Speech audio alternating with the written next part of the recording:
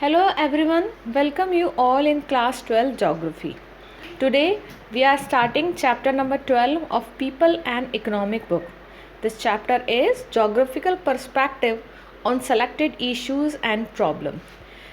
The chapter means or the chapter tell us that what is the geographical aspect on different issues and problems of our society and on nature and our physical environment. So the foremost problem of our environment, that is the environmental pollution. And as you know, the present era is the emergence of urban settlements, urban area. So the different problems or the issues of urban area like slums, garbage disposal and all these things.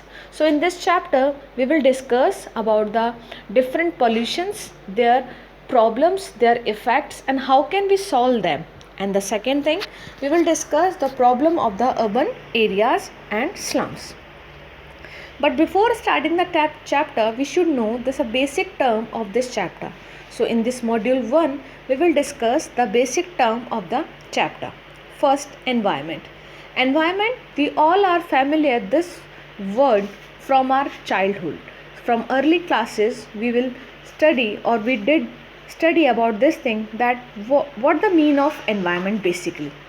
So the sum of the total of the elements, factors and condition in the surrounding which may have an impact on the development, action or survival of the organism. यानी उन सभी चीज़ों का total जो किसी भी organism के development के लिए, उसके किसी भी वर्क के लिए रिस्पॉन्सिबल हैं, वो सभी फैक्टर, वो सभी कंडीशंस को हम बोलते हैं environment. Second term, that is the pollution. So when the harmful substance contaminate the environment, it is called pollution.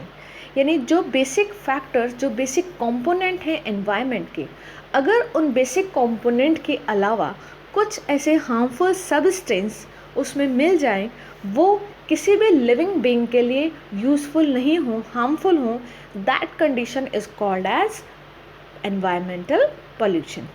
So pollution refer to the very bad condition of the environment in term of quality and quantity.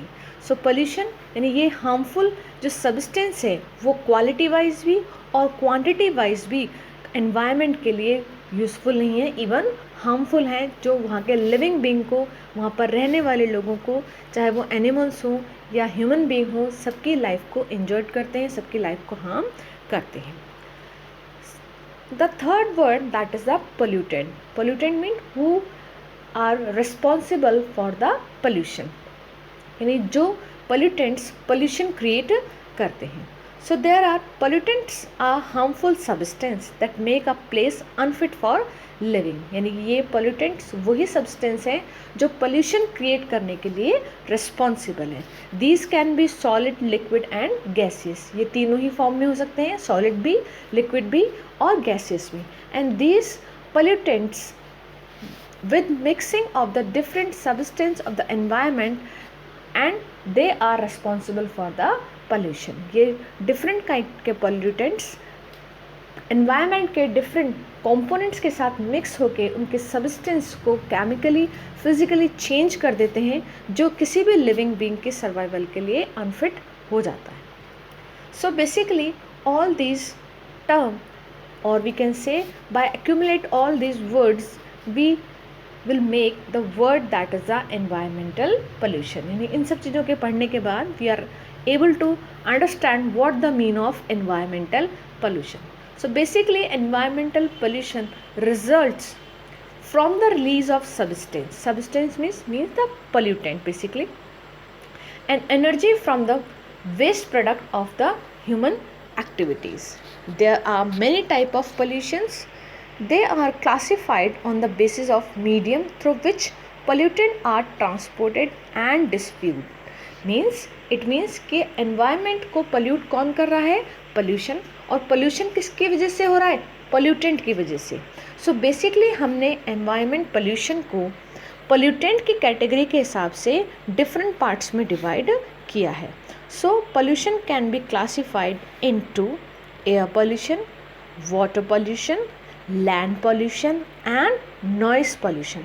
So basically on the basis of pollutant, pollutant के basis के हिसाब से कि वो कैसे तो उसमें transported होते हैं और कैसे वो मेन सब्सटेंस को डिफ्यूज करते हैं, उसको हार्मफुल बनाते हैं, ख़राब करते हैं, उसके बेसिक कॉम्पोजिशन को चेंज करते हैं। उसके बेसिस पर हमने पोल्यूशन को 4 कैटेगरीज में डिवाइड किया है: air pollution, water pollution, land pollution and noise pollution. In next videos of this chapter, we will discuss one by one all these problems and rest of problem of the geographical aspect. Thank you.